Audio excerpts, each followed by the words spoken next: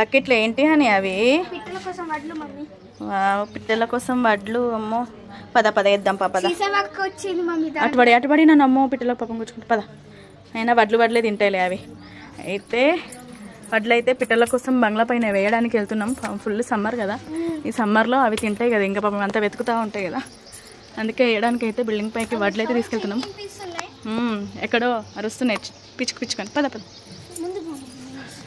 చాలా పిట్టలే తిరుగుతున్నాయిలే పైన బిల్డింగ్ పైన, అమ్మ వాళ్ళ బిల్డింగ్ పైన అనమాట ఇది.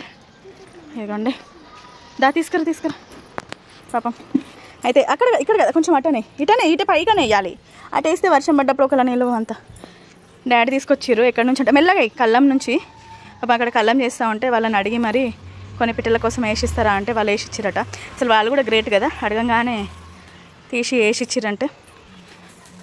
ఇక డాడీ వాళ్ళని అడిగిండంట కల్లం చేసే దగ్గర.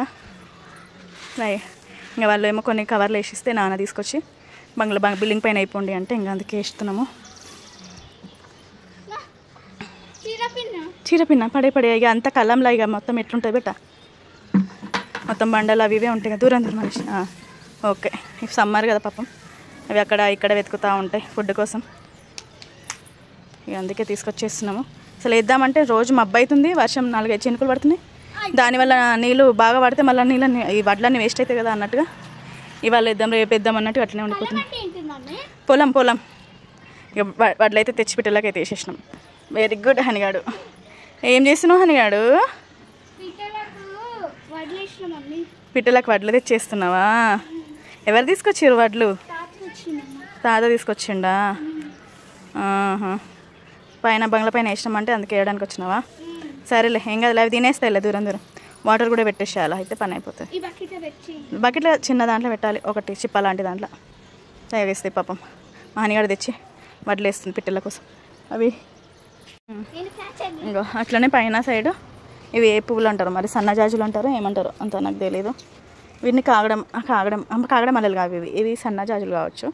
ఇది ఒక చెట్టు ఉంది పైన సైడు, వీటిని సెంటు మల్లెలు, ఇవి సెంటు మల్లెలు. వీటి పక్కన ఏమో సన్నజాజుల చెట్టు ఉంది కానీ పెద్ద ఉంది, ఇప్పుడు ఎగురొస్తుంది. అప్పట్లో కట్ చేసేస్తే ఇప్పుడు ఎగురొస్తుంది. దీని పూలు అయితే వినాయక చవితి అప్పుడు స్టార్ట్ అవుతాయి. పక్కన ఉన్నది టేక చెట్టు పెద్దది, మంచి టేక చెట్టు. తర్వాత ఇటేమో జామకాయ చెట్టు పెద్దది, కింది నుంచే చూసుంటారు చెప్పుగా, పైనుంచి ఎప్పుడు చేయలేదుగా.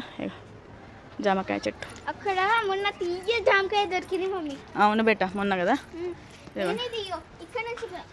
మస్తు పూత వస్తుంది. ఇప్పుడే కాయలు ఫుల్ అవుతున్నాయి, ఇదిగోండి కనిపిస్తున్నాయా? నేనైతే మొన్న ఇంత పెద్దది ఇట్లా స్ట్రైట్ ఇట్లా అనుకొని ఇట్లా వచ్చేసిన. అంతేనా? కోసం వచ్చిందని ఇట్లా అనుకొని ఇట్లా వచ్చేసిన.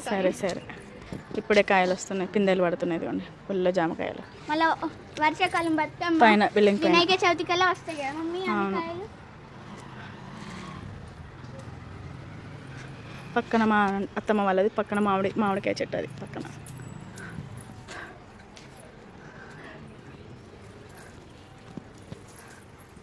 అది కూడా మామిడికాయ చెట్టు పక్కన ఉన్నది కూడా కనిపిస్తున్నాయి మీకు. జరుగు హని, అది కూడా మామిడికాయ చెట్టు. చూడండి ఎన్ని మామిడికాయలు ఉన్నాయో. ఇది అమ్మ వాళ్ళ బిల్డింగ్ పైన అన్నమాట. పెట్టేసి ఇటాన పెట్టు, కిందికి ఇటాన పెట్టు. అదిగో జగ్గులో పలిగిపోయిన జగ్గు ఉండే, ఆ జగ్గులో అయితే తీసుకొచ్చి పెట్టేసింది.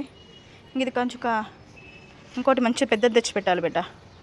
అటు వడ్లు ఉన్నాయి, ఇటు ఉన్న వాటర్ కూడా. ఇప్పుడైతే ఈ వాటర్ ఉండని మళ్ళీ రేపు వేరే దాంట్లో తీసుకొచ్చి పెడదాం, ఓకేనా? ఇక ఇక పిట్టలకైతే ఫుడ్ పెట్టేసినాము, వరి అలాగే వాటర్ కూడా. చలో ఇక.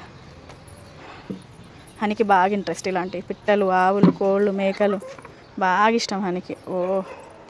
మస్తు కేర్ తీసుకుంటుంది. పద